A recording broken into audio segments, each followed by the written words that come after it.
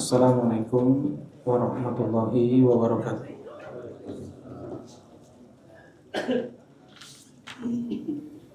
Innal hamdalillah nahmaduhu wa nasta'inuhu wa nastaghfiruh wa na'udzu billahi min shururi anfusina wa min sayyiati a'malina. Man yahdihillahu fala mudilla lahu wa man yudlil fala hadiya lahu. Asyhadu an la ilaha illallah wahdahu la syarika lahu wa asyhadu anna Muhammadan abduhu wa rasuluh sallallahu alaihi wa ala alihi wa sahbihi wa sallama tasliman katsira, amma ba'd. Qala Allah Ta'ala fil Qur'anil Karim, ya ayyuhalladzina amanu taqullaha wa qulu qawlan sadida yuslih lakum a'malakum wa yaghfir lakum dhunubakum wa may yuti'illaha wa rasulahu faqad faza fawzan 'azima.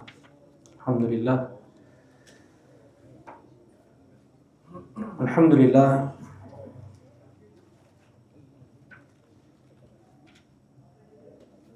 kita bersyukur dengan kita memuji Allah Subhanahu wa taala yang mutlak karena limpahan nikmat, rahmat dan ihsan-Nya. Di malam ini kembali Allah mudahkan kita untuk duduk berkumpul bermajlis di rumahnya dalam majlis ibadah, dalam majlis talabul ilm. Rasulullah sallallahu alaihi wasallam bersabda, khairukum man ta'allama al-Qur'an wa 'allamahu. Sebaik-baik kalian adalah yang mempelajari Al-Qur'an dan yang mengajarkannya.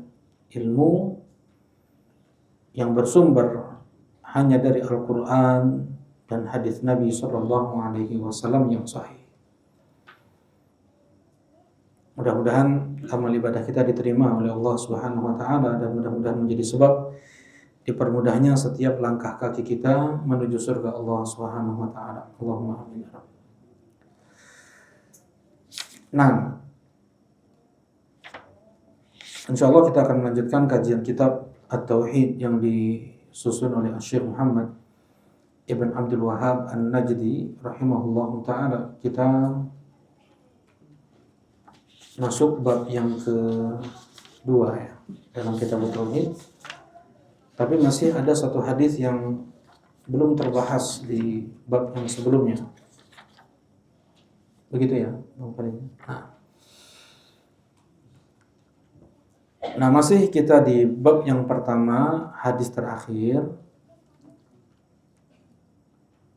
yang berisikan tentang perintah-perintah Allah Subhanahu wa taala untuk seorang hamba dia bertauhid dengan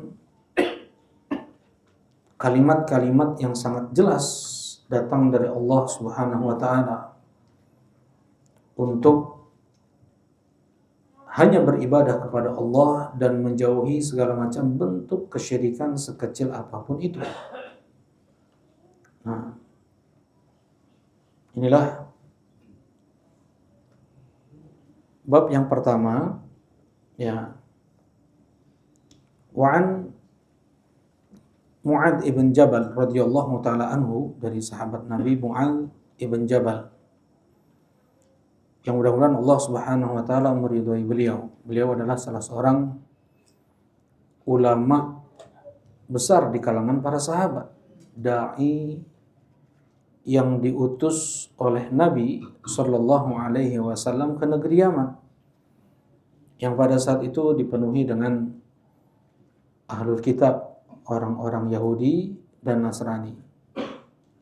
Tentunya menghadapi mereka tidak seperti orang-orang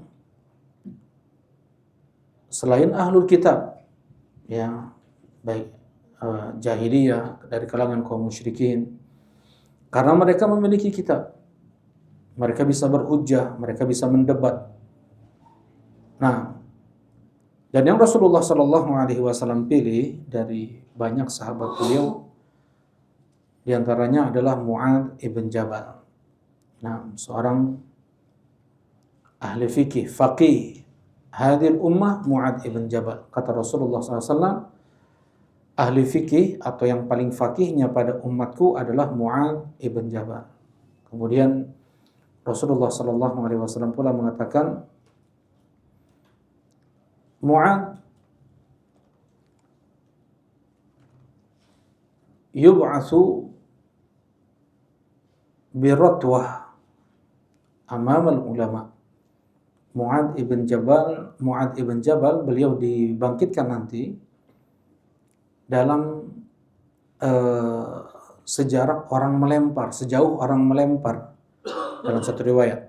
Dalam riwayat bi khutwah, satu langkah lebih depan dari kelompok para ulama. Jadi ulama nanti digolongkan dengan para ulama. Ya, dan yang mencintai mereka dikumpulkan menjadi satu. Dan yang menjadi pemimpin mereka adalah Mu'adz ibn Jabal. Baik. Beliau pula lah salah seorang sahabat yang dikatakan ahli Quran. Khudil Quran min arba'ah. Ambillah oleh kalian Al-Quran dari 4 sahabat. Mu'adz ibn Jabal, Abdullah ibn Mas'ud, Ubay ibn Ka'ab, dan Salim maula Hudzaifah. Baik. Saking dekatnya Rasulullah Sallallahu Alaihi Wasallam dengan Mu'adz ibn Jabal, beliau terkadang membonceng, duduk di belakang Rasulullah Sallallahu Alaihi Wasallam di atas kendaraan beliau. Qala kuntu radifan Nabi Sallallahu Alaihi Wasallam ala himar. Ya, kata Mu'adz, suatu hari aku dibonceng oleh Nabi Sallallahu Alaihi Wasallam di atas keledai. Nah, di sini Rasulullah Sallallahu Alaihi Wasallam beliau dekat dengan sahabat-sahabat beliau, ya, dan dikumpulkan oleh para ulama ada 30 sahabat yang pernah dibonceng oleh Rasulullah Sallallahu Alaihi Wasallam. Ini menunjukkan tawaduknya, rendah hatinya Rasulullah Sallallahu Alaihi Wasallam, dan beliau pun di sini menunggangi himar. Himar adalah kendaraan yang paling bawah di zaman itu, ya. Nah, sekalipun Rasulullah Sallallahu Alaihi Wasallam memiliki dul-dul, yaitu campuran antara kuda dan keledai, bighal, ya, dari Mesir. Rasulullah SAW punya adba, qaswa, yaitu unta tercepat pada saat itu.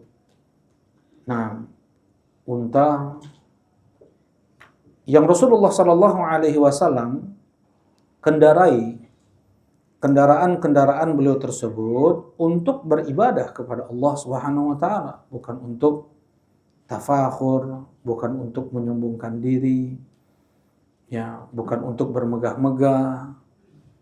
Nah, dan tidak pernah sekalipun unta Nabi Shallallahu Alaihi Wasallam yang terbagusnya pada saat itu, tidak pernah Rasulullah Shallallahu Alaihi Wasallam menghasung para sahabat untuk berlomba-lomba dalam hal dunia.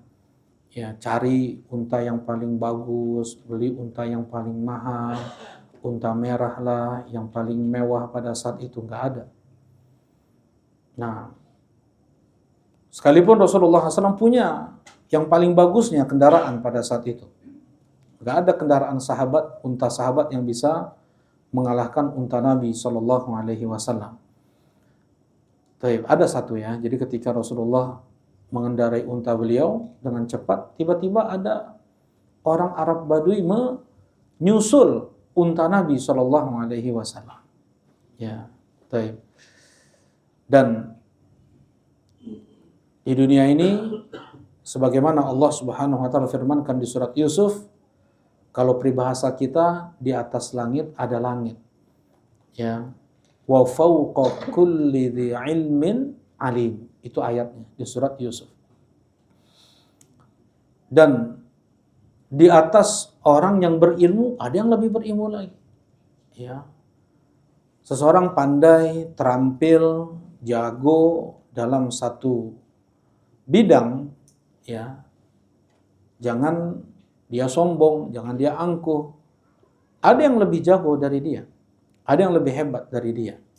Nah, di sini Islam mengajarkan rendah hati. Baik. Kita kembali di sini. Ya, banyak pelajaran di sini disebutkan Rasulullah Sallallahu Alaihi Wasallam mengendarai himar, mengendarai keledai, yang ini menunjukkan kerendahan hati beliau juga.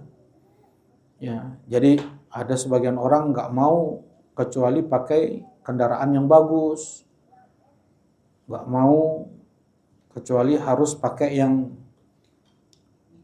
yang bermerek, yang terkenal, yang ini dan itu. Nah, ini bukan ajaran Islam. Sekalipun boleh. Ya, sekalipun boleh.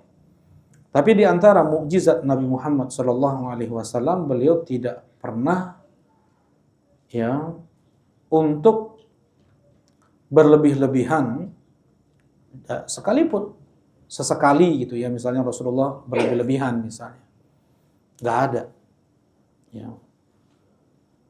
Rasulullah kadang makan satu hari satu kali, satu hari dua kali, kemudian sekali mungkin makan yang mewah, yang mahal, kayak gitu nggak ada Rasulullah. Itu diantara mukjizat Nabi SAW. Baik. Nam kuntu radifan Nabi SAW ala himar.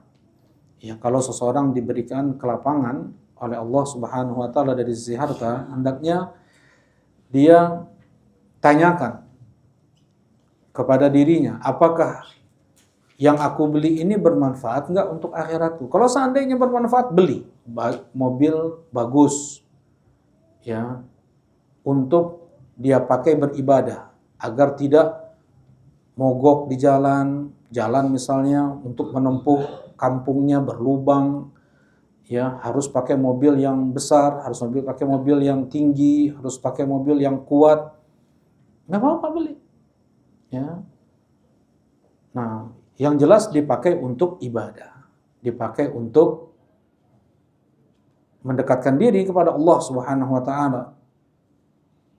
Nah, kalau seandainya itu tidak mendatangkan manfaat untuk dia di akhirat, maka hisabnya panjang.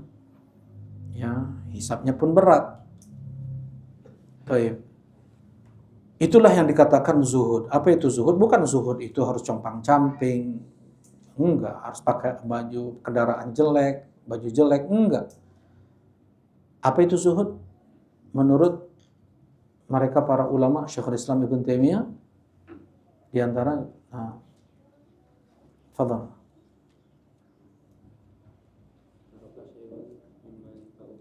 Masya Allah, jazakallah khair. Ya, meninggalkan sesuatu yang tidak bermanfaat untuk akhirat. Itu zuhud. Kalau warok apa? Warok ada zuhud, ada warok. Kalau warok meninggalkan sesuatu yang dikhawatirkan akan memadaratkannya di akhirat. Ya, zuhud meninggalkan sesuatu yang tidak bermanfaat untuk akhirat.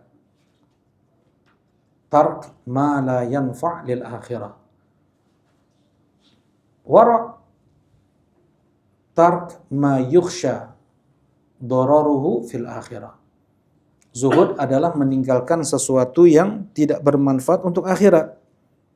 Sedangkan al-wara' adalah meninggalkan sesuatu yang dikhawatirkan itu akan bermadarat di akhirat. Baik. Dia lupa beli gorengan tadi 4 atau 5, lain darmajinya. Itu mah udah jelas nggak zuhud itu. Salah, warok. Kalau warok berarti berapa? Dia bayar 5. Dia ragu. Dia makan tadi 4 atau 5. Nah, apa itu warok? Meninggalkan sesuatu yang dikhawatirkan akan memadaratkan dia di akhirat. Ya, jadi dia bayar 5 tuh. Nah, jelas ini insyaallah. Nah, itu waro. Misalnya tadi udah bayar atau belum, atau apalah. Sedangkan zuhud, jadi mana yang lebih tinggi ini? Meninggalkan sesuatu yang dikhawatirkan akan bermadarat di akhirat, atau meninggalkan sesuatu yang tidak bermanfaat untuk akhirat? Mana yang lebih tinggi? Waro atau zuhud? Ya tergantung. Gimana tergantung? Yang lebih tinggi jelas zuhud. Dia meninggalkan sesuatu yang tidak bermanfaat untuk akhirat. Mungkin perkara itu mubah. Tapi dia rasa nggak manfaat untuk akhiratnya, dia tinggalkan. Dia mau pergi ke satu tempat, dia mau beli, atau dia mau melakukan sesuatu. Dia tanya, bermanfaat nggak untuk akhiratnya? Kalau bermanfaat jangan ragu, lakukan. Ya, beli. Ya, pergi ke tempat tersebut. Kalau seandainya tidak bermanfaat untuk akhiratnya, maka nggak perlu dia beli. Nggak perlu dia pergi ke tempat tersebut. Nah, barakallahu fikum. Nah, kita lanjutkan. Kata Mu'adz ibn Jabal, kuntu radifan Nabi sallallahu alaihi wasallam ala himar. Ya, aku menyertai atau aku dibonceng oleh Nabi sallallahu alaihi wasallam di atas himar. Ini selama tidak dilihat ya, himar, antum lihat pernah nggak ada yang besar himar? Himar, keledai. Ya di Indonesia nggak ada ya keledai. Nah, keledai yang ada di kebun binatang semua didatangkan itu. Ya kayak singa itu bukan binatang Indonesia. Nah, jadi himar memang yang kita lihat di kebun binatang ini kecil. Ya, ada himar yang besar, mungkin lebih tinggi daripada kuda kita, kuda yang ada di negeri kita. Ada yang sebesar itu. Nah, itu mungkin yang ditunggangi oleh Nabi SAW. Kalau yang kita lihat kecil, kebun binatang berdua lagi ditunggangi oleh Nabi SAW, yang seperti ini sepertinya tidak. Ya. Dan memang juga ada yang kecil ya, ketika Umar ibn Khattab radhiyallahu taala anhu memasuki Syam, ya, ketika sudah ditaklukkan oleh Abu Ubaidah Khalid bin Walid dan kemudian digantikan oleh Abu Ubaidah ibn Jarrah, Umar bin Khattab menunggangi himar, menunggangi keledai yang kaki beliau sampai ke tanah. Berarti kecil. Nah, kemudian Abu Ubaidah mengatakan, "Ya Amirul Mukminin, wahai Amirul Mukminin, andaikan engkau memakai pakaian yang bagus, kendaraan yang bagus, ya, ini orang-orang Romawi melihat engkau nih masuk ke Palestina, ke Masjidil Haram, ke Masjidil Aqsa, ya, pakai keledai, kemudian baju Umar ibn Khattab ada 12 tambalan, kemudian khufnya beliau taruh di beliau taruh di pundak beliau. Kata Umar ibn Khattab kepada Abu Ubaidah ibn Jarrah, "Lau qalaha ghairuka ya Abu Ubaidah." Andaikan yang mengatakan barusan bukan engkau wahai Abu Ubaidah.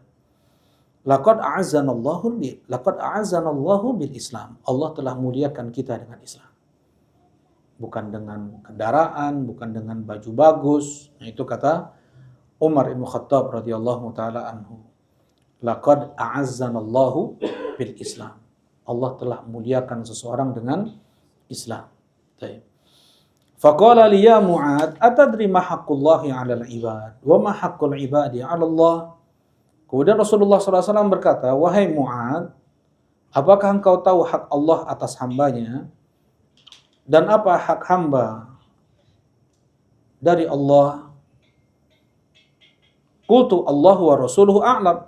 Aku menjawab, Allah dan Rasulnya lebih tahu. Di sini Rasulullah SAW sebelum menyampaikan ilmu, Rasulullah SAW terlebih dahulu menyampaikan pertanyaan kepada Mu'adz ibn Jabal, ya, untuk menghadirkan fokus konsentrasi dari Mu'adz ibn Jabal radhiyallahu taala anhu. Sekalipun beliau ini orang cerdas, ulama, ya.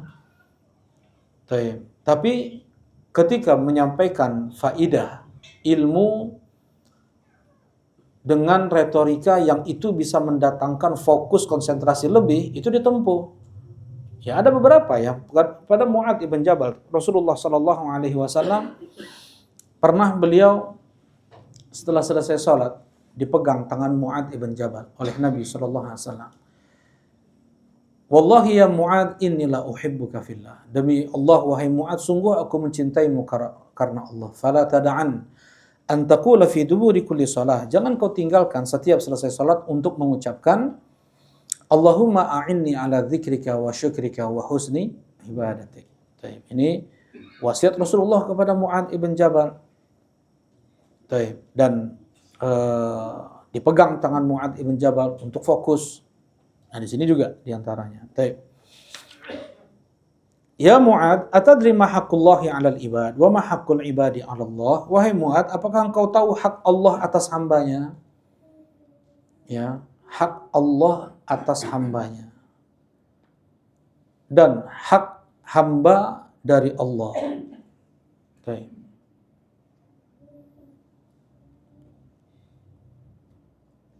Nah, hak Allah, qultu Allah wa rasuluhu a'lam. Kata Mu'adz, Allah dan Rasulnya lebih tahu. Sebagian ulama mengatakan kalimat ini hanya boleh disebutkan di saat Rasulullah Shallallahu Alaihi Wasallam masih hidup. Ya, karena pasti untuk seluruh urusan agama pada saat itu diketahui tentunya jawabannya oleh Rasulullah Shallallahu Alaihi Wasallam. Ya, ada Rasulullah masih hidup. Nah, dan tidak itu diucapkan setelah Rasulullah SAW meninggal. Jadi kita hanya mengucapkan Allahu a'lam, tidak mengatakan Allahu wa rasuluhu a'lam. Nah, dan jangan seseorang untuk dia malu mengucapkan Allahu a'lam, Anda nggak tahu jawabannya, ketika dia dihadapkan dengan pertanyaan yang memang dia nggak tahu jawabannya. Ya. Yang menjawab tanpa ilmu, tanggung jawab besar di hadapan Allah Subhanahu wa taala. Sebagaimana firman Allah, "Inna sam'a wal basara wal fuada kullu ulaika kana anhu mas'ula." Sesungguhnya pendengaran, penglihatan, dan hati semua itu akan ditanya oleh Allah Subhanahu wa taala. Baik. Qala haqqullahi 'alal ibad ay ya'buduhu wa la yusyriku bihi syai'a. Hak Allah atas hambanya adalah diibadahi dan tidak disekutukan Allah Subhanahu wa taala dengan sesuatu apapun. Ya, ini jelas sekali. Hak Allah atas hambanya adalah diibadahi dan tidak disekutukan Allah Subhanahu wa taala dengan sesuatu apapun, baik itu rasul, wali, malaikat, nabi, apalagi jin, syaitan, batu, kayu. Nah, ibadah hanya untuk Allah.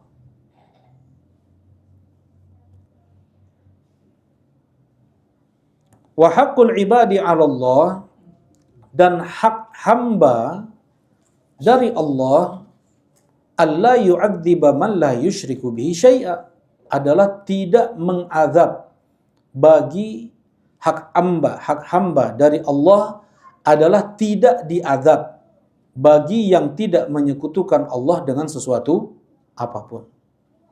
Baik. Di sini hak hamba dari Allah. Berarti kewajiban Allah untuk memberikan keamanan atau tidak mengazab bagi mereka yang tidak menyekutukan Allah dengan sesuatu apapun. Baik. Akidah ahlu sunnah dalam hadis-hadis seperti ini adalah yang mewajibkan Allah adalah dirinya sendiri. Ya, yang mewajibkan Allah adalah dirinya sendiri, bentuk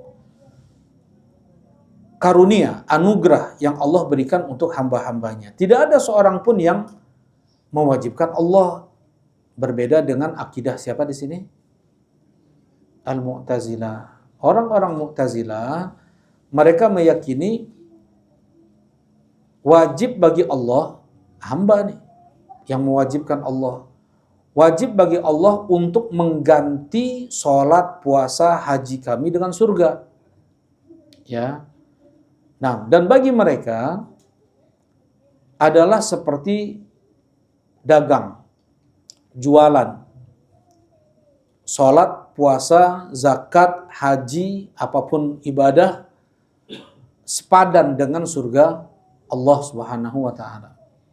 Ini keyakinan menyimpang ya dari kelompok Mu'tazilah. Sedangkan Ahlu Sunnah wal Jamaah tadi sudah disampaikan bahwasanya yang mewajibkan Allah untuk berlaku adil, yang mewajibkan Allah untuk berbuat ihsan adalah Allah itu sendiri. Dan yang memasukkan seseorang ke dalam surga adalah rahmat Allah. Ya, dengan rahmat Allah, Allah jadikan amal ibadah yang tidak seberapa dilakukan oleh seorang hamba menjadi sebab dia masuk ke dalam surga. Bukan ibadah seorang hamba sebagai ganti yang sepadan untuk surga Allah Subhanahu wa taala. Ya, enggak. Nah, contohnya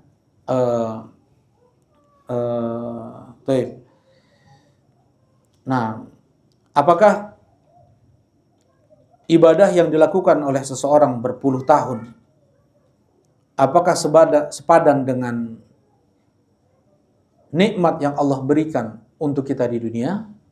Tidak. Ya. Sekarang kita ibadah satu hari, ibadah mahdohnya berapa? Kurang lebih 3 jam. Ya. Kemudian engsel kaki kita masih bisa bergerak, leher, kita masih bisa melihat. Ya. Allah itu akram al-akramin. Allah itu yang paling karim, yang paling mudah untuk berbagi, memberi. Ya. Kenapa? Manusia mereka berbuat maksiat setiap hari dan setiap malamnya, dan tetap Allah berikan kepada mereka nikmat-nikmat yang tidak bisa mereka hitung. Yang kedua, akramin, ya, Allah itu yang maha mudah untuk berbagi. Manusia diberikan oleh Allah Subhanahu wa taala nikmat-nikmat tiada henti yang tanpa mereka minta sekalipun. Tanpa mereka minta sekalipun. Kulit, ya, kulit Allah kasih normal. Kemudian mata. Ada 3 orang Bani Israel yang kepalanya botak. Kemudian orang tersebut mengatakan, ya, ada yang botak, ada yang apa lagi? Belang, albino, ada apa lagi? Buta. Ya. 3-tiganya ini bilang,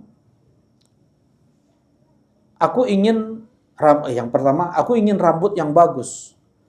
Karena orang-orang jijik melihat qadharonin nas. Orang-orang jijik melihat kepalaku. Mana ada orang? Kita ngelihat orang botak, nggak ada yang jijik, ya nggak? Ya berarti memang berpenyakit itu. Ya. Orang melihat dia tuh jijik. Seperti itu kalimatnya. Qadharonin nas. Aku ingin kulit yang bagus. Karena orang-orang itu tadi qadharonin nas. Orang-orang jijik melihat kulitku. Kita melihat orang albino nggak? Biasa aja, nggak. Belum pernah kita ngelihat yang sampai seperti itu, ya. Kemudian juga orang buta. Ya, baik. Nah, dan Allah Subhanahu wa taala memberikan kita limpahan-limpahan nikmatnya yang tidak pernah kita minta. Kulit yang bagus, dikasih rambut, dikasih penglihatan, pendengaran, ya. Baik. Itulah akram al-akramin. Baik. Kita kembali. untuk bisa mengganti nikmat yang Allah berikan kepada seorang hamba, satu hari saja itu tidak bisa dengan ibadah yang dia lakukan seumur hidupnya, apalagi untuk masuk ke dalam surga Allah. Enggak sepadan ibadah seseorang dengan surga Allah Subhanahu wa taala. Tetapi dengan rahmat Allah, ya, dengan kasih sayang Allah, Allah menjadikan sebab amalan yang tidak seberapa dilakukan oleh hamba tersebut, yang pun Allah yang menggerakkan hatinya, Allah yang memudahkan tubuhnya untuk melakukan amal tersebut, Allah yang menghadirkan keikhlasan dalam hatinya, sampai Allah terima amal ibadah itu semuanya dari Allah. Ya, Allah jadikan itu sebagai sebab untuk dia masuk ke dalam surga. Nah, kemudian kita lanjutkan, wa haqqul ibadi 'ala Allah alla yu'adziba man la yusyriku bihi syai'a. Hak hamba atas Allah adalah tidak diazab bagi yang tidak menyekutukan Allah dengan sesuatu apapun. Qultu ya Rasulullah afala ubasyirun nas? Kemudian Mu'adz bertanya, ya Rasulullah, bolehkah aku kabarkan ini kepada orang-orang? Ini kabar gembira nih. Boleh enggak aku kabarkan kepada orang-orang? Kata Rasulullah, la tubasyirhum fayattakilu. Jangan kau sampaikan kepada mereka. Nanti mereka mengentengkan, bermudah-mudahan. Bagi mereka yang tidak paham seperti itu, ya, berani mereka untuk bermaksiat dengan maksiat apapun. Ada yang udah ngaji, kemudian setelah itu bermuamalah macam-macam, riba, ada yang lebih daripada itu dia lakukan. Yang penting mah nggak syirik. Yang penting nggak syirik. Ini pemahaman yang salah. Nah, ini yang dikhawatirkan oleh Nabi Shallallahu Alaihi Wasallam. Ya, la tubasyirhum fayattakilu. Jangan kau sampaikan hadis ini kepada mereka, jadi mereka nanti hanya mengentengkan. Seseorang yang dia menghakikatkan tauhid, nanti akan kita masuk ke bab yang ketiga, insya Allah ya. Dia betul-betul menahan diri dia dari maksiat. Ya, dia betul-betul totalitas dalam berislam. Ya, ketika tauhid seseorang kuat, maka dia akan menjadi hamba Allah sepenuhnya. Mudah dia untuk menjalankan perintah Allah dan menjauhi larangan Allah. Ini hadis terakhir dalam bab yang pertama. Kita insya Allah masuk bab yang berikutnya, yang ini menjadi tema kajian kita. Bab fadlu tauhid wa ma yukaffiru minadz-dzunub. Sebenarnya hadis terakhir tadi pun masuk juga ke sini. Ya. Bab fadlu tauhid wa ma yukaffiru minadz-dzunub. Bab keutamaan tauhid. Banyak keutamaan tauhid. Di antaranya adalah tauhid menggugurkan dosa-dosa. Ya. Keutamaan tauhid banyak. Yang pertama, tauhid yang membuat amal seseorang diterima oleh Allah. Tanpa tauhid jangan harap. Jangan harap. Ya. Allah Subhanahu wa taala berfirman, wa qadimna ila ma 'amilu min 'amal faja'alnahu haba'an mansura. Kami datangkan amal kebaikan mereka ketika di dunia dan kami jadikan semua itu bagaikan debu yang berterbangan. Allah enggak terima ibadah yang di sana tidak ada tauhid. Dan ibadah tidak dikatakan ibadah apabila tidak disertai dengan tauhid. Ya. Orang-orang musyrik mereka beribadah enggak kepada Allah? Beribadah kepada Allah. Diterima enggak ibadah mereka oleh Allah? Tidak, karena mereka ada syirik di sana. Dengan itu, sebagian ulama menambahkan syarat diterima amal itu ada 3.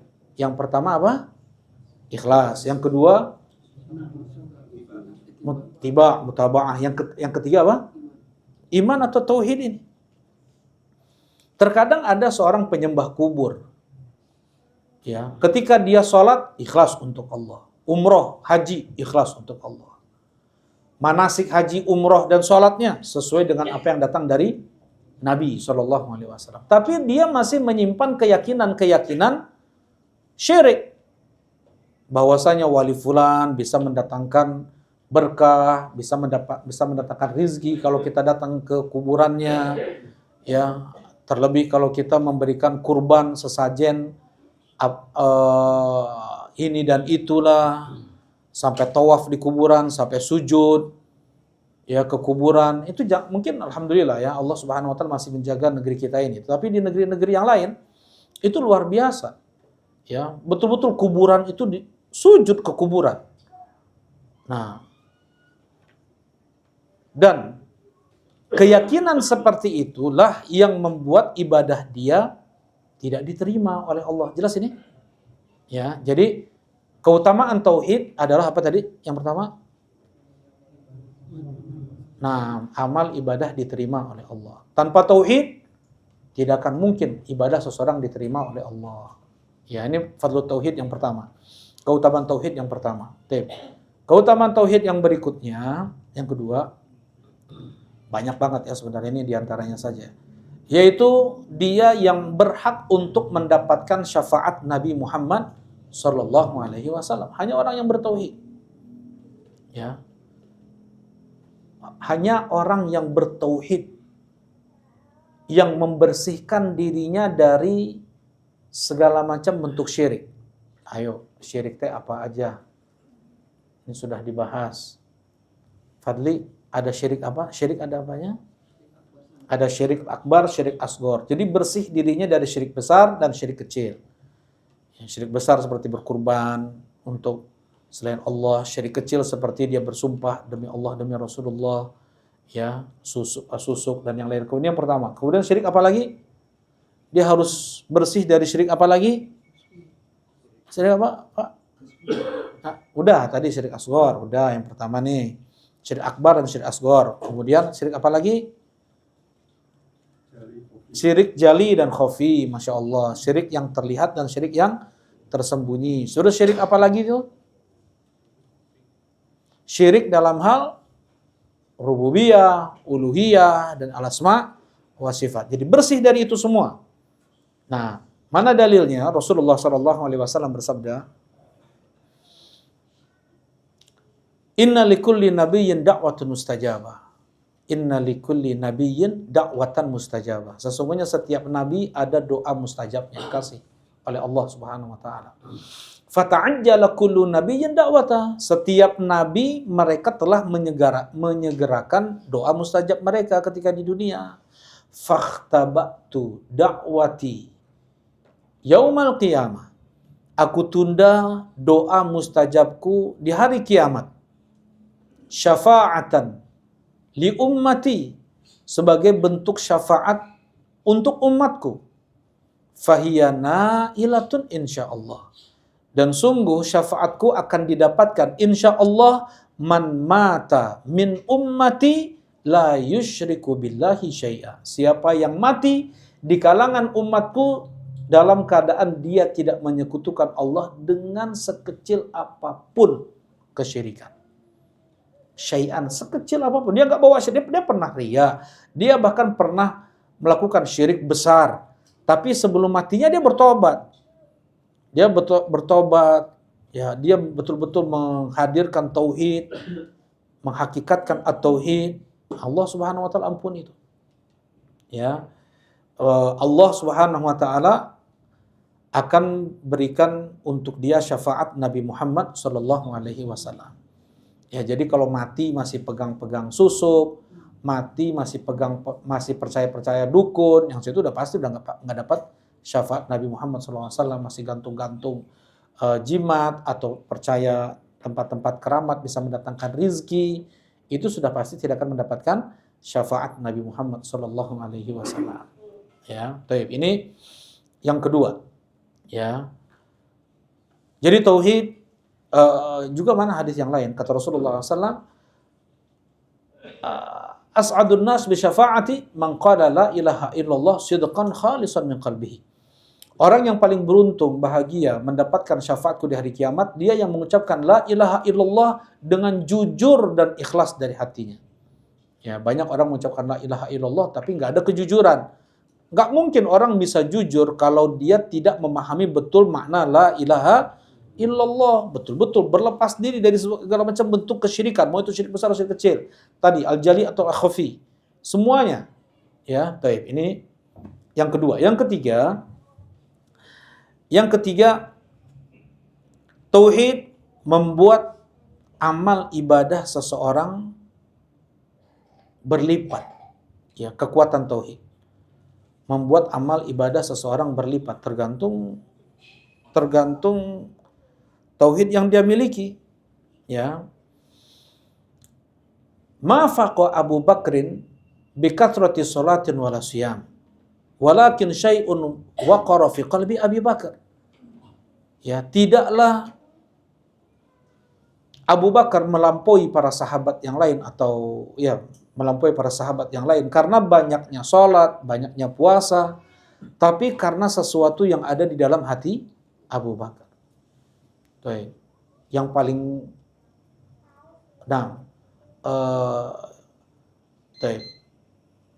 yang paling kuat tauhid adalah mereka para sahabat. Rasulullah Shallallahu Alaihi Wasallam berkata kepada sahabat nih, Rasulullah bilang ke sahabat nih, sahabat ini luar biasa jasanya untuk Islam. Apa kata Rasulullah? La tasubbu ashabi. Jangan engkau cela sahabatku. Yang pertama-tama masuk Islam, Abdurrahman ibn Auf. Jangan kau cela sahabat, ini sahabat hebat nih. Jangan kau, ini ada khilaf dengan Abdurrahman bin Auf, kata Rasulullah, jangan kau cela Abdurrahman bin Auf. Andaikan engkau memiliki sebesar gunung Uhud emas, engkau sedekahkan di jalan Allah. Bikin masjid lah, untuk ketaatan. Pahala yang engkau dapatkan tidak lebih daripada Abdurrahman ibn Auf bersedekah dengan segenggam emas. Coba, berapa kali lipat? Itu tauhid. Ya, itu antar sahabat. Jadi kalau kita dengan sahabat ya jauh. Ya, dan yang menjadikan ibadah mereka bisa berkali lipat seperti itu adalah kekuatan tauhid yang mereka miliki. Ya, kan ada man hamma bihasanatin falam ya'malha kutibat lahu hasanatun kamilah. Siapa yang dia berkeinginan untuk berbuat baik, bertekad, bukan hanya sekedar lintasan pikiran ya. Lintasan pikiran mau sholat duha, mau silaturahim, itu hanya lintasan tuh nggak ditulis pahala itu. Ham di sini udah tekad. Siapa yang bertekad untuk dia nanti mau sedekah, dia mau birrul walidain, dia mau silaturahim, nggak dia kerjakan, Allah tulis untuk dia pahala sempurna. Kalau dia kerjakan, ditulis berapa? 10, 20, 50, 100, 200 sampai 700 sampai lebih daripada itu. Apa yang membuat pahala kok bisa berbeda-beda seperti ini? Adalah kekuatan at-tauhid. Ya, baik. Iyyaka na'budu wa iyyaka nasta'in. Hanya kepada Engkau kami beribadah ya Allah, hanya kepada Engkau kami meminta pertolongan. Jarang nih orang nih yang iyyaka nasta'in ini jarang dalam ibadah. Kita hanya beribadah kepada Allah, tetapi kita tidak bertawakal penuh ketika beribadah tersebut kepada Allah. Ini kebanyakan kita. Ya. Hanya iyyaka na'bud. Karena itu kita masih ingat-ingat kebaikan kita dalam beramal soleh. Padahal nggak ada sedikit pun, itu semua iyyaka nasta'in. Apapun kebaikan yang kita lakukan itu mutlak semuanya pemberian dari Allah Subhanahu wa taala. Nggak ada usaha, nggak ada tenaga, otot, semua ini nggak ada. Ya. Nah, kebanyakan muslim yang ibadah hanya iyyaka na'bud. Tidak wa iyyaka nasta'in. Baik, barakallahu fikum. Insyaallah kita lanjutkan ba'dal isya. Alhamdulillah wa sallallahu ala Rasulillah. Assalamualaikum warahmatullahi wabarakatuh. Bismillahirrahmanirrahim. Assalamualaikum warahmatullahi wabarakatuh. Alhamdulillah wassalatu wassalamu ala Rasulillah. Amma ba'd. Kita melanjutkan kajian kitab At-Tauhid yang ditulis oleh Syekh Muhammad bin Abdul Wahhab An-Najdi rahimahullah taala. Baik. Kita masih pada fardhu tauhid, keutamaan tauhid. Yang pertama, amal ibadah tidak akan diterima oleh Allah kecuali dengan tauhid. Yang kedua, sebab utama mendapatkan syafaat Nabi Muhammad sallallahu alaihi wasallam. Baru dua ya? Tiga. Apa yang ketiga? Baik, nah kekuatan tauhid seseorang dia yang melipat gandakan melipat gandakan pahala dari amal ibadahnya. Yang keempat, masih banyak ya, ini yang keempat saja dulu, yaitu apa? Dengan tauhid yang dimiliki seseorang, maka dia akan mendapatkan kebahagiaan hidup di dunia dan di akhirat. Dengan seseorang dia bertauhid, maka dia akan mendapatkan kebahagiaan hidup di dunia dan di akhirat. Allah Subhanahu wa taala berfirman, "Man 'amila shalihan min dzakarin aw untha wa huwa mu'min falanuhyiyannahu hayatan thayyibah." Siapa yang beramal saleh baik laki-laki atau perempuan dan dia mukmin dan dia beriman, istilah tauhid, maka kami benar-benar akan memberikan untuk dia kehidupan yang baik di dunia dan di akhirat. Bukan artinya orang yang mereka beriman dan beramal saleh tidak pernah diberikan musibah, ujian, ya. Tapi mudah bagi mereka untuk menghadapi musibah dan ujian tersebut. Baik. Hidup seorang hamba di dunia ini dengan dia menjalankan 4 sabar dalam menjalankan perintah Allah. Dengan tauhid yang dimiliki, mudah bagi dia untuk menjalankan perintah Allah. Yang menggerakkan seseorang, yang menggerakkan tubuh seseorang, cinta. Seberapa cinta dia kepada sesuatu, maka sekuat itu usahanya menuju apa yang dia cintai, mendapatkan apa yang dia cintai. Cinta terhadap dunia, mudah dia untuk menggerakkan tubuhnya meraih apa yang dia cintai tersebut. Sekalipun hujan, sekalipun panas, macet, jauh, begal, dia tempuh. Ya, lumpur, untuk apa yang dia cintai, dia akan tempuh. Kemudian dikatakan pula, seseorang pun ketika dia berpakaian, ya, itu tergantung apa yang dicintai. Ya, orang suka militer misalnya, dia cinta apa istilahnya militer itu, ketentaraan. Apa? Albilu. Ini yang dicontohkan oleh guru anaknya Syekh Abdul Rahman Ibn Umar Al-Adini. Untuk tadi ucapan yang barusan ucapan Syekhul Islam, beliau mikirkan. Jadi yang menggerakkan seseorang itu adalah cinta, itu ucapan Syekhul Islam. Kemudian beliau contohkan dengan misalnya seorang dia suka dengan tadi armiluk. Nah, seseorang dia suka dengan kemiliteran, maka dia akan berpakaian dengan pakaian militer, kemudian mungkin gambar tempelnya atau kendaraannya seperti itu.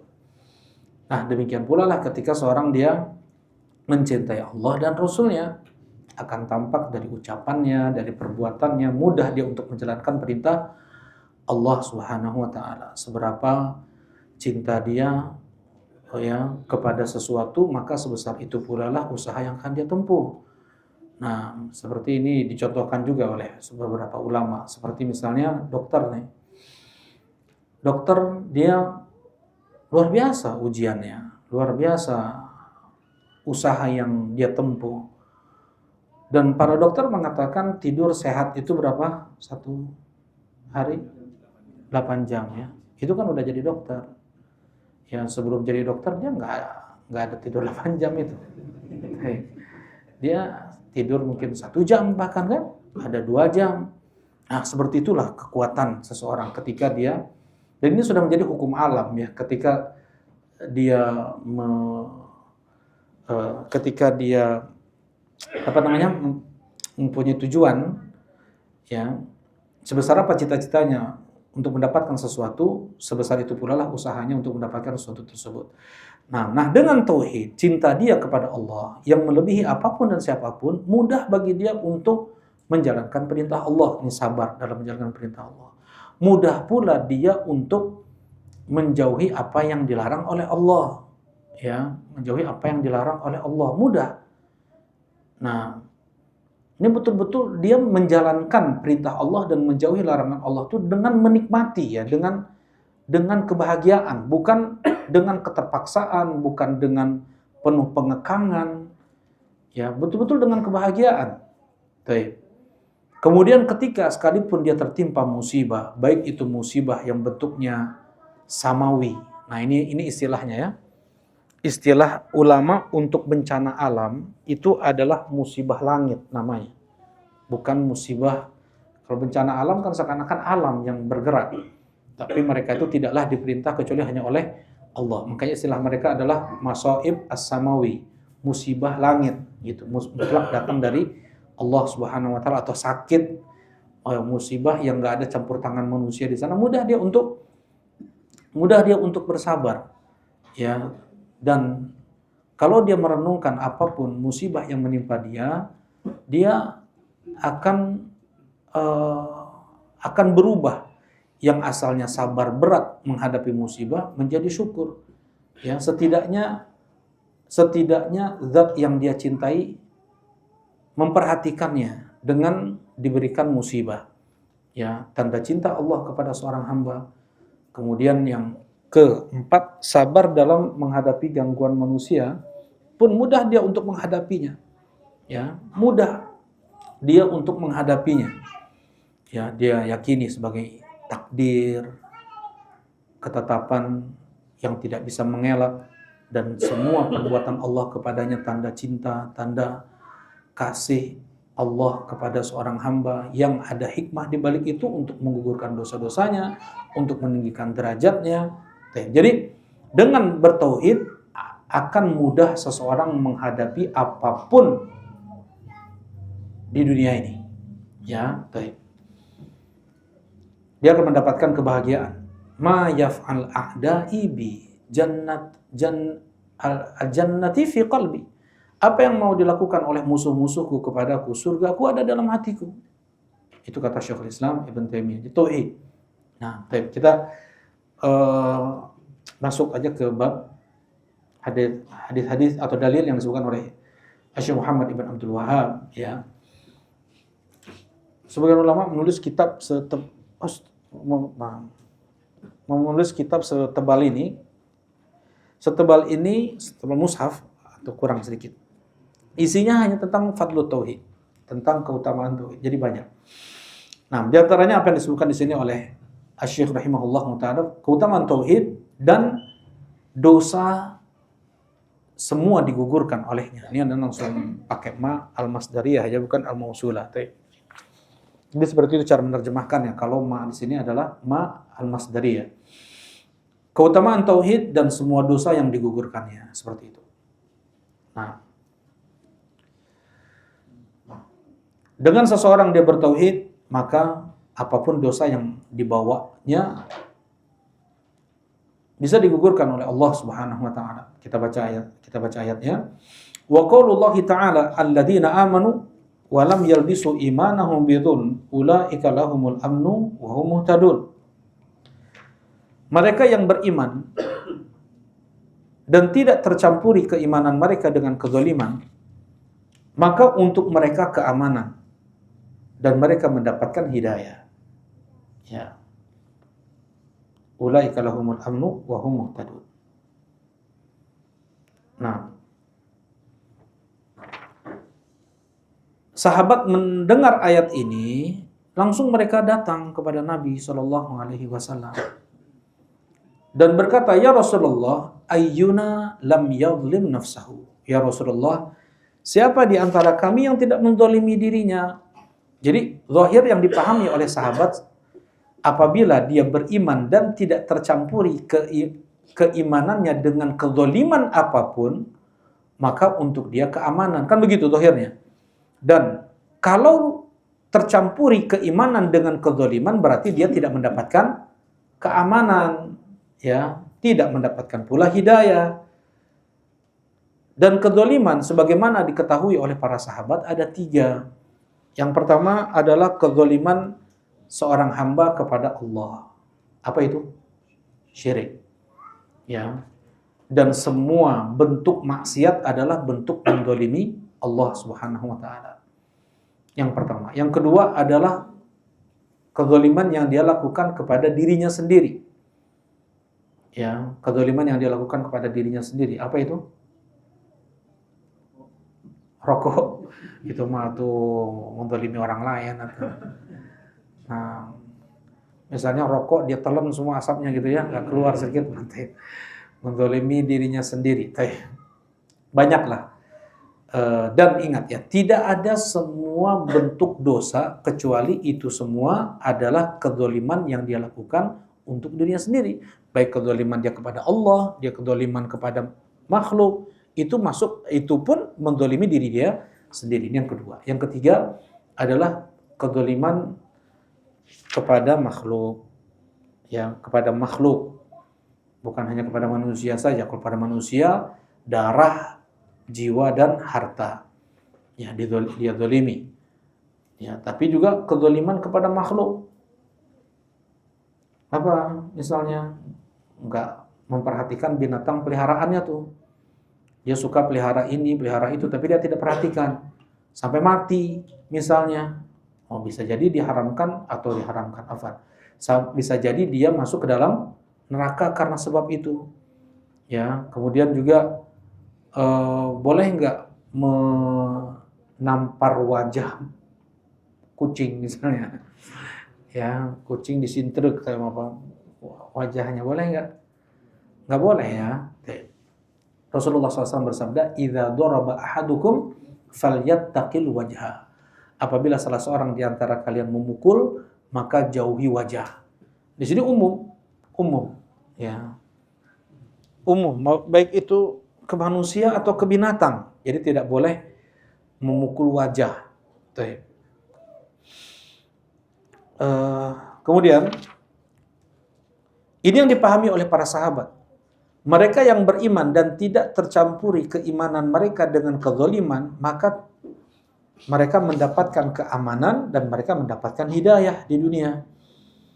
Karena yang dipahami oleh para sahabat, kezaliman itu ada 3, maka mereka berkata, "Ya Rasulullah, ayyuna lam yazlim nafsahu." Ya Rasulullah, siapa di antara kami yang tidak menzalimi dirinya sendiri? Setingkat Abu Bakar As-Siddiq radhiyallahu taala anhu. Ya, coba. Setingkat Abu Bakar, wali tertinggi Allah Subhanahu wa taala. Apa sih arti wali Allah itu, apa artinya? Wali Allah, apa artinya? Nah, yang dicintai oleh Allah dan dibela oleh Allah, itu wali Allah. Wali tertinggi Allah selain para nabi dan para rasul adalah siapa? Abu Bakar As-Siddiq radhiyallahu taala anhu. Beliau berkata, "Ya Rasulullah, alimni du'aan ad'u bihi fi salati." Ya Rasulullah, ajarkan kepadaku doa yang aku baca ketika salat. Kata Rasulullah SAW, "Qul Allahumma inni zalamtu nafsi zulman katsira wa la yaghfiru dzunuba illa anta faghfirli maghfiratan min indika warhamni innaka antal ghafurur rahim." Ucapkan olehmu wahai Abu Bakar, "Ya Allah, aku telah menzalimi diriku dengan kezaliman yang sangat banyak." Coba. Ya Allah, aku telah menzalimi diriku dengan kezaliman yang sangat banyak. Itu Abu Bakar baca dari kapan ke kapan itu? Dari kapan ke kapan? Ya, dari subuh ke zuhur, zuhur ke asar, asar ke maghrib, maghrib ke isya. Itu dari situ. Maksudnya, waktu berapa jam itu? 45 menit dari ba'da maghrib ke isya. Aku telah menzalimi diriku dengan kezaliman yang sangat banyak, ya Allah. Coba. Ya, jadi jangan pernah merasa apa. Ini Abu Bakar ini. Ya, apalagi kita. Ya, banyak kita nggak selamat dengan maksiat. di zaman kita sekarang ini ya, fitnah syubhat, fitnah syahwat.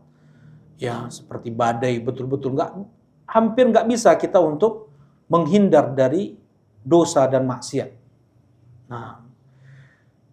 Nah, Abu Bakar As-Siddiq radhiyallahu taala anhu, beliau diajarkan oleh Nabi untuk membaca doa ini ketika sholat, karena doa ketika sholat itu lebih dikabulkan oleh Allah daripada setelah sholat. Karena itu Abu Bakar dengan fikihnya mengatakan, ajarkan aku doa yang aku baca ketika sholat. Jelas ini? Baik ketika sujud boleh dibaca ini, atau sebelum salam boleh dibaca ini, umum. Ini ketika sholat nggak ada mengkhususkan apa? Sebelum salam saja, ketika sujud pertama, sujud kedua, boleh. Ya Allah, aku telah menzalimi diriku dengan kezaliman yang sangat banyak. Dan tidak ada yang mengampuni dosa kecuali hanya Engkau. Karena itu ampunilah dosa-dosaku, ya Allah. Sesungguhnya Engkau maha pengampun lagi maha penyayang. Minta ampunannya, maghfirah. Maghfirah itu apa? Yang pertama, kita kalau minta ampun, kita minta ampunan, kita minta maghfirah. Allahumma maghfirli, faghfirli maghfiratan min indik. Ya Allah, ampuni dosaku dengan ampunan yang itu datang darimu. Maghfiratan min indik. Itu ada 3 yang kita minta. Apa itu? Yang pertama, maaf Allah ya. Ampunan Allah itu maaf Allah. Yang kedua adalah mighfar, yaitu ditutup. Kita minta aib kita, dosa kita tidak disingkap oleh Allah Subhanahu wa taala. Yang ketiga, kita minta agar bukan, itu yang pertama. Kita minta agar apa?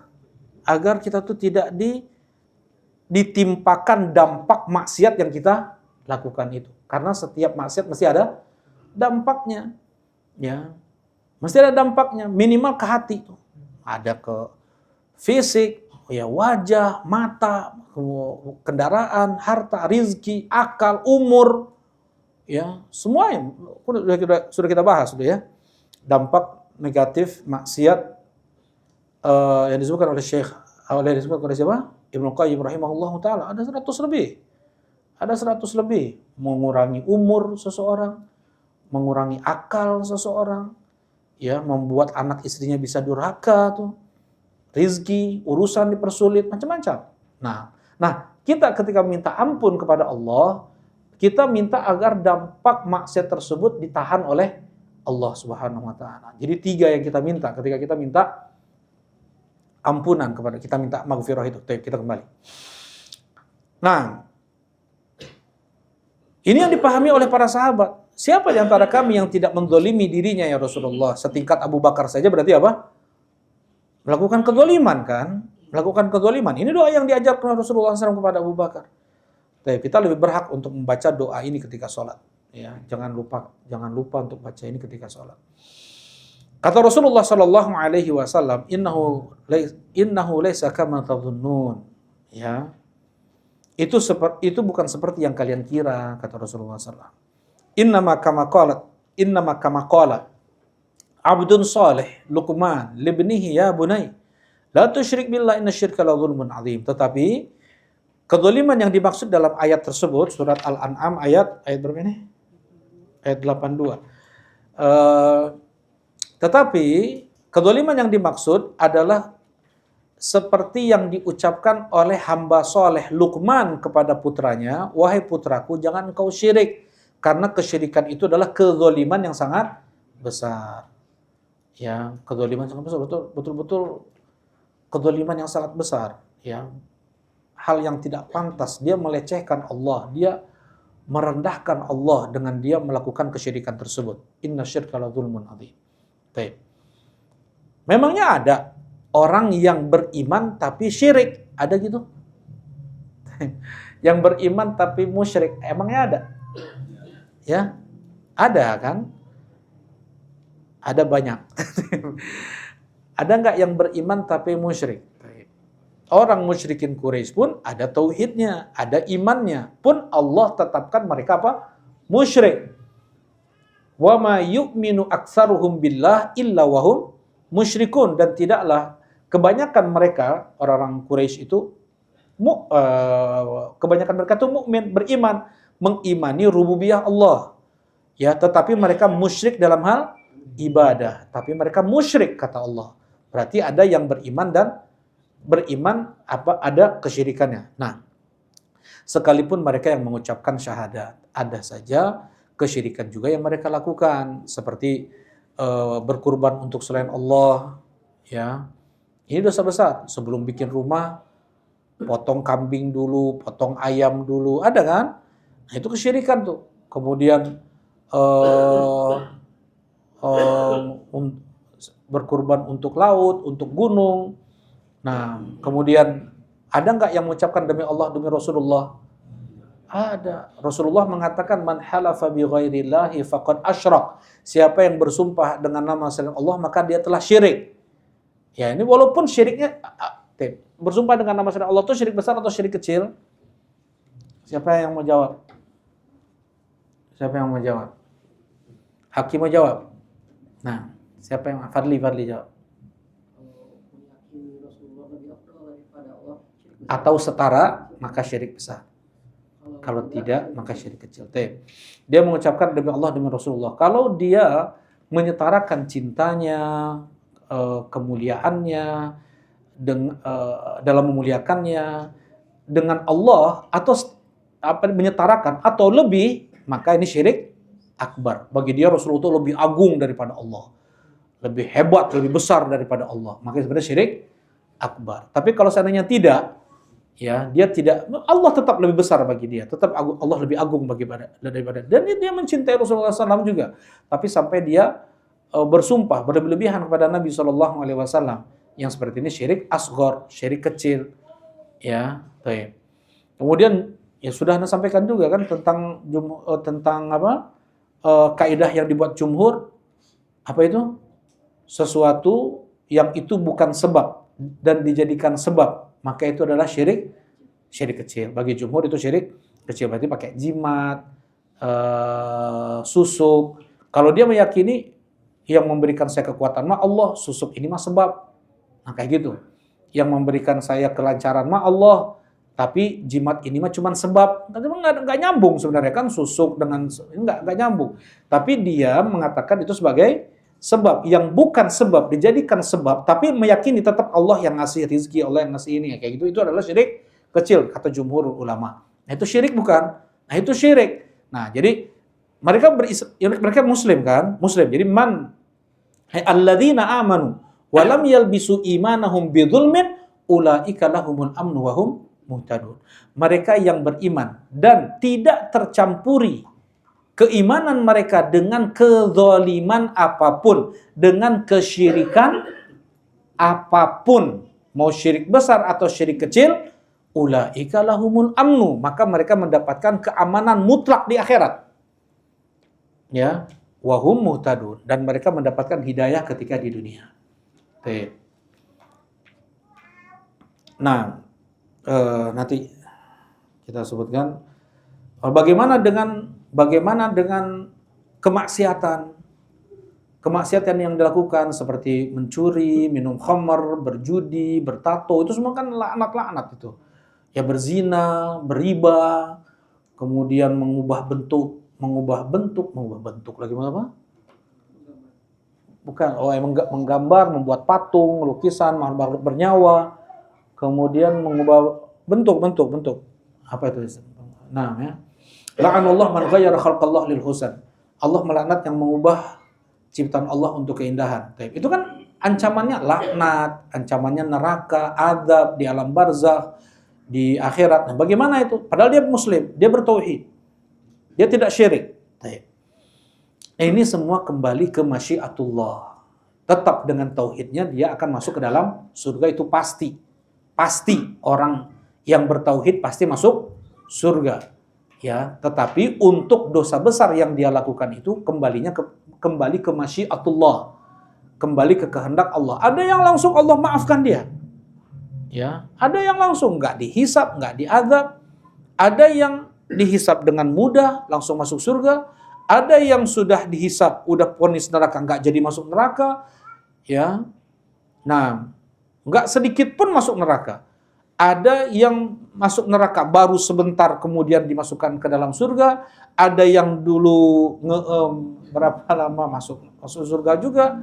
Ya, yang paling terakhir ingat ya, kita nih jangan wah kan surga. Tadi ya dibilang penting mah syirik gitu.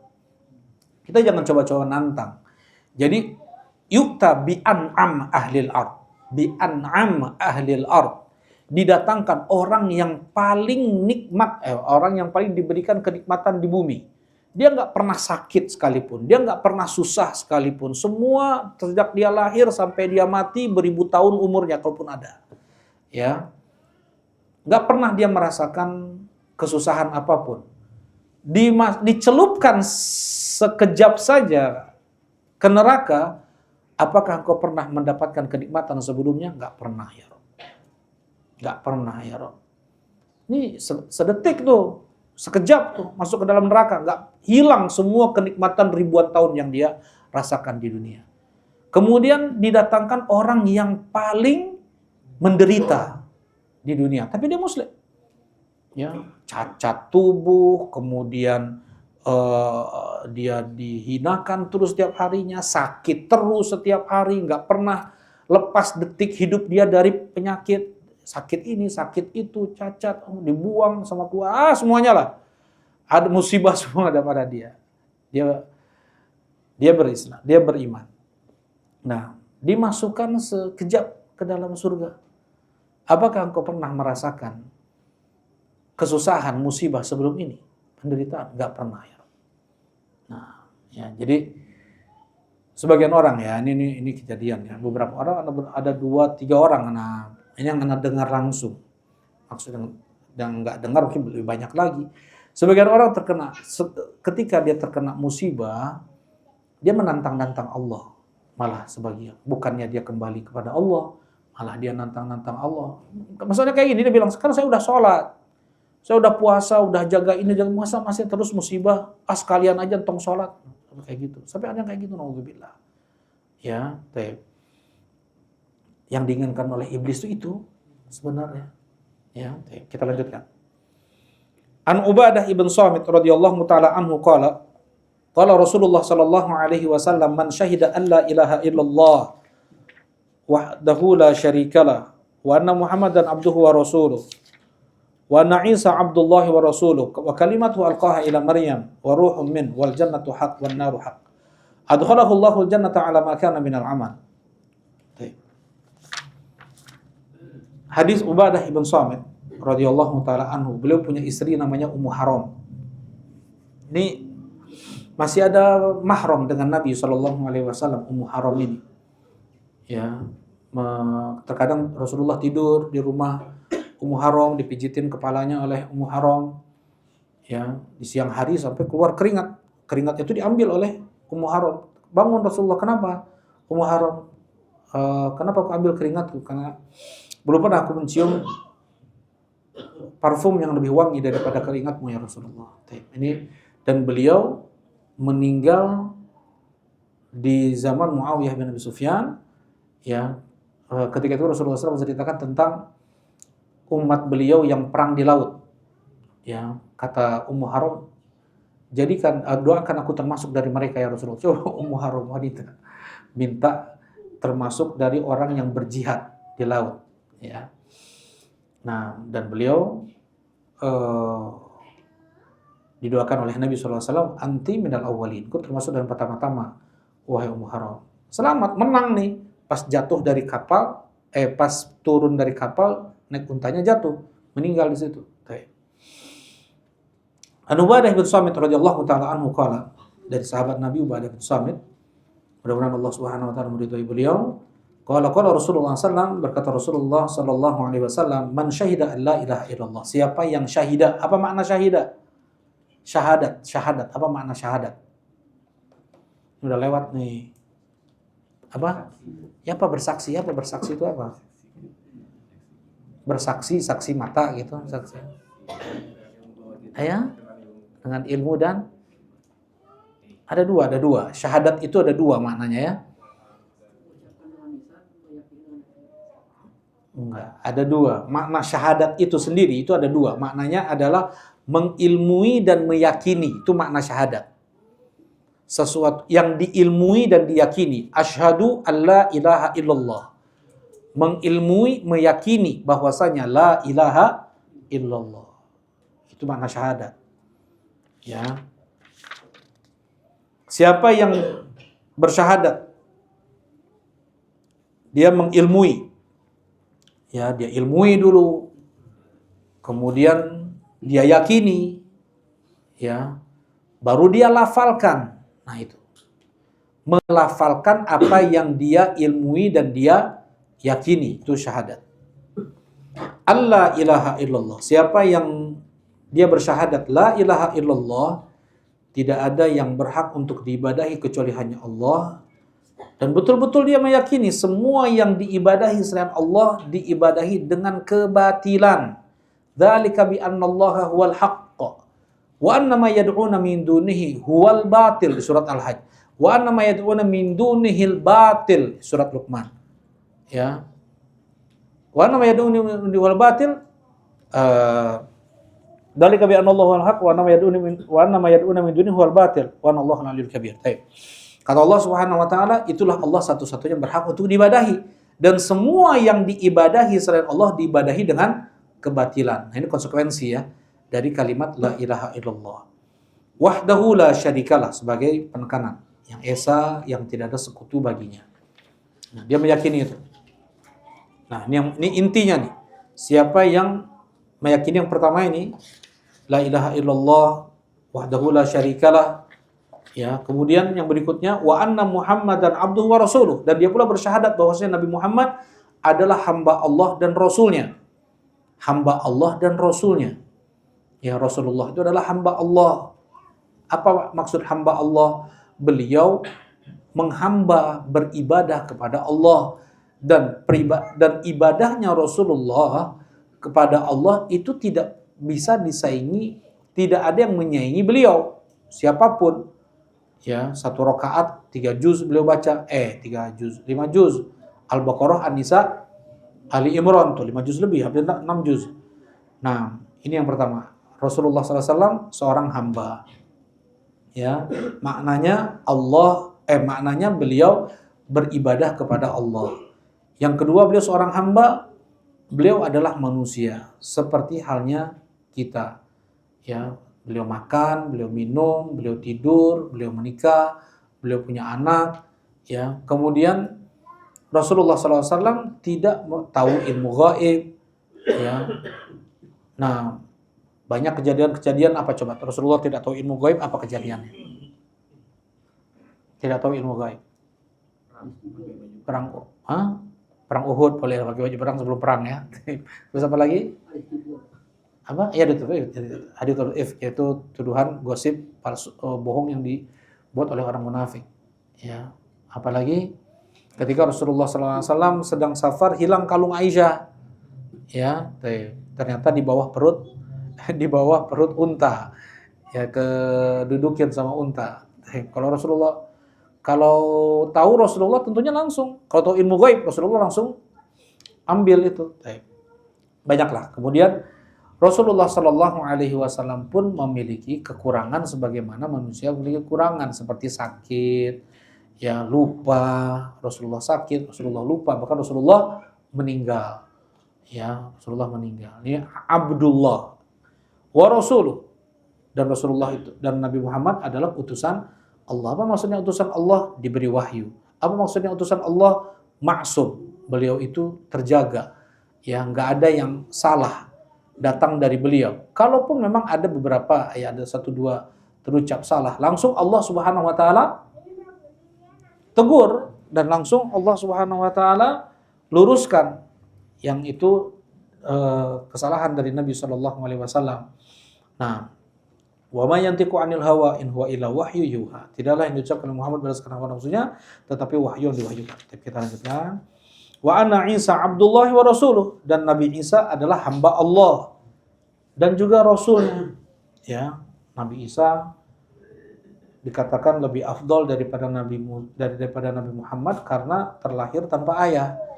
Kalau itu yang menjadi ukuran, maka siapa lebih afdal?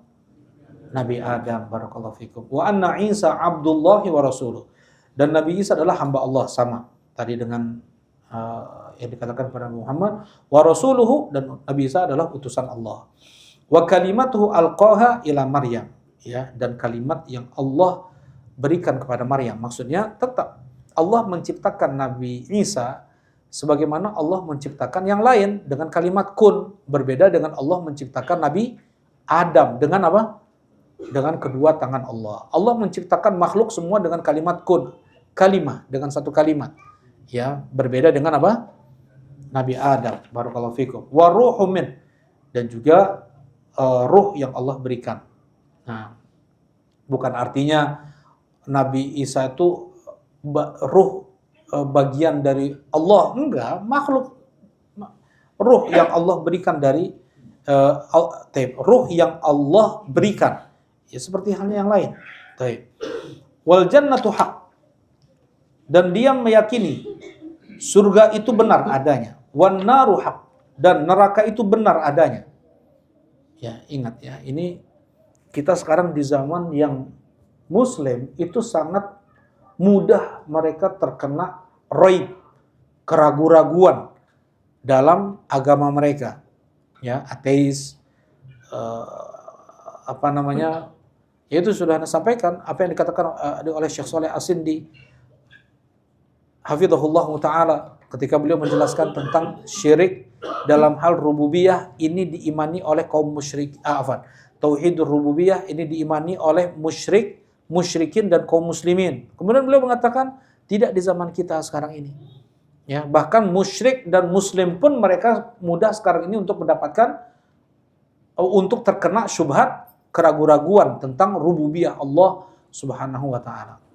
Ya, baik. Nah, surga benar ada nggak ya? Neraka ada nggak ya? Ragu, itulah direct neraka itu. Langsung neraka itu. Kalau ada ragu-ragu, innamal mu'minuna alladzina amanu billah wa rasulihi tsumma lam yartabu. Mukmin itu adalah dia yang beriman kepada Allah dan Rasulnya, kemudian dia tidak ragu. Ada keraguan-raguan sedikit, udah enggak, dia habis itu ya, munafik. Nah, Allah akan masukkan dia ke dalam surga ala makana minal amal. Nah, ini ada dua maknanya. Apapun amalannya. Taib. Sekecil apapun gitu ya. Sekecil apapun atau sedikit apapun amal dia akan masuk surga. Nah, ini fadlu tauhid. Ya, fadlu tauhid dengan dia mengucapkan tadi. Jadi tidak hanya mengucapkan dengan lisan saja tanpa dia ilmui, tanpa dia yakini dan dia jalankan konsekuensinya. Baik. Kemudian alamakana minal amal, dia akan masuk ke dalam surga sesuai dengan amalannya. Ini makna yang kedua. Jadi ada dua makna nih. Yang pertama adalah apapun amalannya, sekalipun sedikit amalannya, dia akan masuk surga. Banyak dosanya, sedikit amalannya, tetap dia akan masuk surga. Itu maksudnya. Ya, ini yang pertama. Yang kedua adalah alamakana minal amal, dia masuk ke dalam surga sesuai dengan kadar amalnya dia. Ya, walaupun dia masuk surga dengan la ilaha illallah, dengan tauhid yang dia miliki, tetapi kedudukannya di surga sesuai dengan amal yang dia lakukan. Baik. Kemudian yang berikutnya, walahuma fi hadithi Itban. Kemudian dari Bukhari dan Muslim pula dari hadis Itban Ibn Malik. Nah, ini sedikit aja lagi ya. Dari Itban bin Malik, Rasulullah SAW bersabda,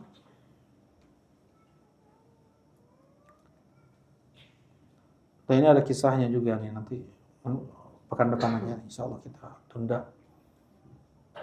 Ya. Nah, silakan, mungkin ada yang mau ditanyakan, tafadhol. Kita masuk bab yang setelahnya juga, insya Allah pekan depan.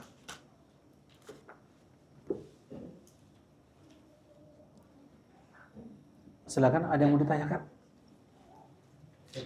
Nah. Wantun. Dari yang tadi kan hadis dari apa? Nah. Pesan Rasulullah yang disampaikan di bagaimana sampai juga. Iya, Mbak. Iya. Maksudnya jangan disampaikan ke sembarang orang. Ya, jadi orang salah memahami.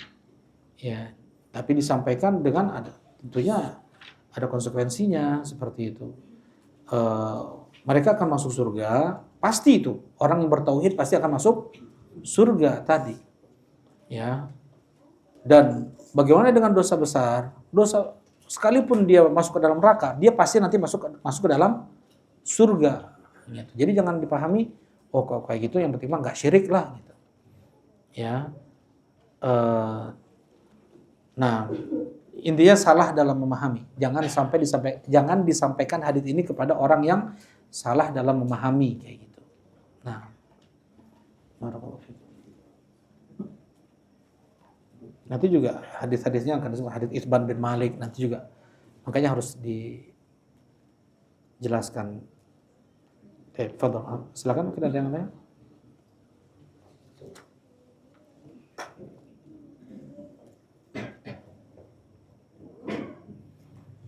Cukup ya? Lanjut. Maksudnya juga tadi salah memahami itu sama seperti orang yang bilang apa lah, maksudnya masuk di neraka sebentar doang paling gitu ya. Itu kan salah memahami ya. Itu bisa salah memahami atau syahwat itu? Atau hawa nafsu? Muslim pasti masuk. Pasti. Ya. Bisa jadi dia mencari pembenaran aja, ya kan?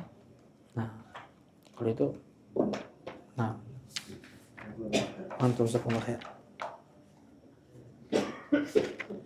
Nih kata Syekh di sini boleh untuk menyembunyikan ilmu kalau di sana ada maslahat. Ya, tuh. Al-khauf coba baca yang ke-18. Al-khauf minal ittikal ala si'ati rahmatillah. Dikhawatirkan sebagian orang bersandar dengan luasnya rahmat Allah. Ya, dia salah memahami kayak gitu. Bolehnya menyembunyikan sebagian ilmu untuk maslahat. Ya, disebutkan di sini oleh Al-Imam Al-Bukhari rahimahullahu taala juga di sahihnya ya, di Kitabul Ilm. Nah, ya khawatir madarat kepada orang tersebut. Baik, kita cukupkan kajian kita malam ini. Subhanakallahumma rabbana wa bihamdika asyhadu an la ilaha illa anta astaghfiruka wa atubu ilaik. Assalamualaikum warahmatullahi wabarakatuh.